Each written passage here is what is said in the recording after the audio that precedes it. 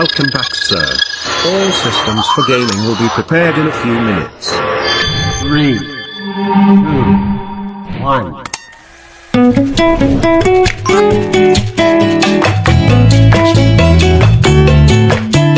The myth of Apollo and Daphne. Apollo has just killed a python, a gigantic snake, and is feeling really full of himself. The god comes across Cupid, or called Eros by the Greeks. Apollo teases Cupid about his archery, saying that Cupid is nowhere as good with a bow and arrow as he is. Cupid doesn't appreciate Apollo's teasing and decides to mess with the rival god's heart. The little winged god of desire fires off 2 arrows. One arrow is tipped with gold is designed to make people fall in love, and the other is tipped with lead and does the opposite. Cupid nails Apollo with a golden arrow of love and shoots the nymph named Daphne with the arrow tipped with lead. Instantly, Apollo falls in love with Daphne, but she finds the idea of loving anybody totally gross. Daphne tells her father Phineus, a river god, that she wants to always be a virgin like the goddess Artemis, Apollo's twin sister, Diana to the Romans. Phineus tells his daughter that she owes him some grandchildren. She keeps begging, though Phineus agrees to his daughter's request, telling her that she'll never have to get married.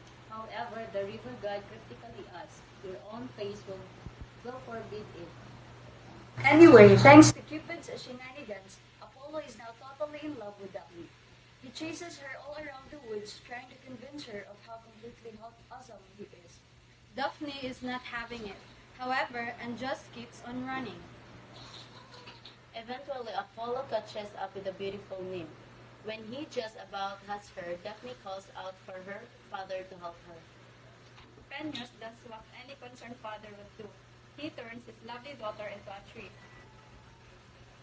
Yep, before Apollo can get to her, Daphne is encased in bark, rooted to the ground, and has floated leaves. Apollo's lady love becomes a laurel tree.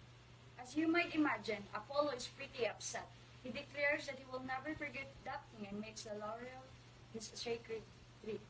Apollo says that he will wear a crown of laurel on his head and decorate his bow and lyre, a harp-like musical instrument, with laurel leaves.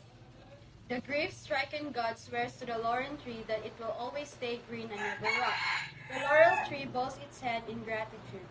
Myth of Apollo and Daphne. Daphne was a Naiad nymph in Greek mythology, the daughter of a river god. She was famous for being incredibly beautiful and for catching the eye of god Apollo. However, Daphne was determined to remain unmarried and untouched by a man for the rest of her life. Apollo continued to chase Daphne, but she continued to reject him. Daphne turned to the river god Peneus and pleaded to him to free her from Apollo.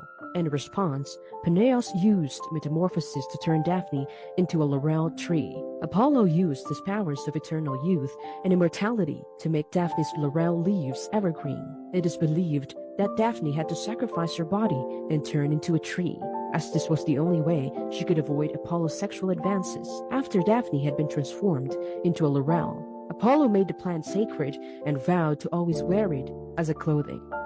So what are your realizations, guys? My realization is that Apollo must let go of Daphne kay kuan man kanang siya raman sa Joy na ibog ni Daphne, si Daphne wa man na ibog niya. Yes. So as for me, you can force someone to love you back, or you can force someone to reciprocate your feelings towards them. Okay. Come on. Apollo falls madly in love with Daphne. Reading Apollo and Daphne's story tell us what happens when last faces rejection.